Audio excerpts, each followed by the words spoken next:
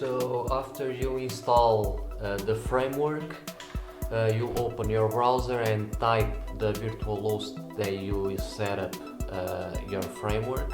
In our case, we just put it in the localhost in the port 81. And then you type in your address bar that's virtualhost/setup.php. Click enter.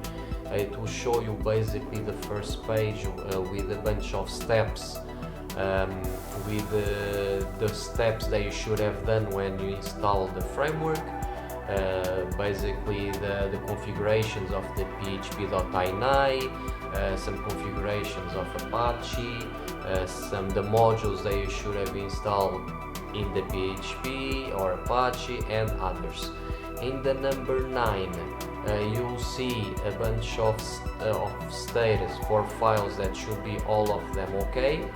And if all of them will be okay, you'll see in the number 11 a link saying click here in order to continue. So we just click here. By default it will ask us to log in, so you'll log in with the default username that comes with the framework.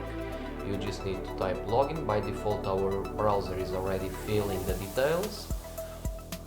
After you log in, you'll see a page to accept the terms and conditions, which you'll need to accept them. Then you click continue. The next step is to choose your project name. You click continue. Then the following page is to choose if you want or not a database. If you do not want it, you just need to select this option. I do not need a database. Otherwise you choose the specific driver that you want. You also choose the MySQL driver. By default our browser is already filling up our fields.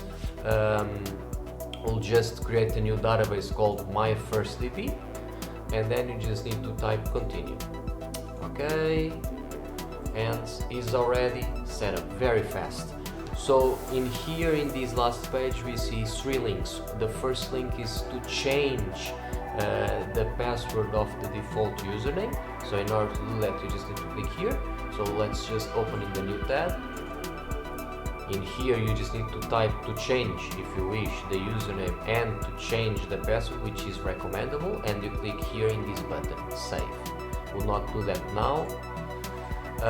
In order to then the second link is to see the default project that comes with the framework. It's very simple. It's basically a blank template with just one sentence, as you can see, saying your project title. This is a dummy template. And last, we'll see a link in order to go to the admin panel. So you click this link and automatically it will show you, it will ask you to choose which workspace do you want to work on. The workspaces are specific for a bunch of people according with their technical skills. So for now let's just choose the advanced workspace, and we see our project that we created, we see our database, and we see other things. We'll explain in another video this workspace. Thank you very much.